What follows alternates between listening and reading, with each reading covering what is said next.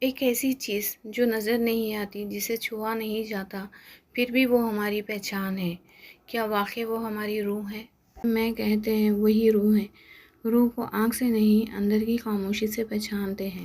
روح کو انسان دیکھ نہیں سکتا، مگر محسوس کیا جا سکتا ہے۔ جس طرح خوشبو کو دیکھا نہیں جا سکتا، محسوس کیا جا سکتا ہے۔ روح اور ضمیر میں کیا فرق ہے؟ ضمیر روح کی آواز ہے۔ روح اصل توانائی ہے اور ضمیر اس کا ترجمہ ہے۔ جب ہم کوئی غلطی کرتے ہیں تو ضمیر ہمیں جھنجھوڑتا ہے۔ یہ دراصل روح کی پکار ہوتی ہے۔ روح خالق کے رازوں میں سے ایک راز ہے۔ زمانے قدیم سے مختلف مطالق مذہب میں بھی لکھا ہے، نہ آتما مرتی ہے نہ جنم لیتی ہے۔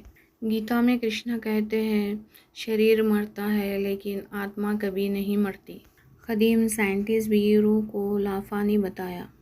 ان کا ماننا ہے کہ روح انسان کی پیدائش سے بھی پہلے موجود تھی اور جسم کے مرنے کے بعد بھی رہے گی۔ اسی طرح تھیلس کا ماننا بھی ہے، سب چیزیں زندہ ہے۔ ہر چیز میں ایک روح ہے جو جسم کو حرکت اور زندگی دیتی ہے۔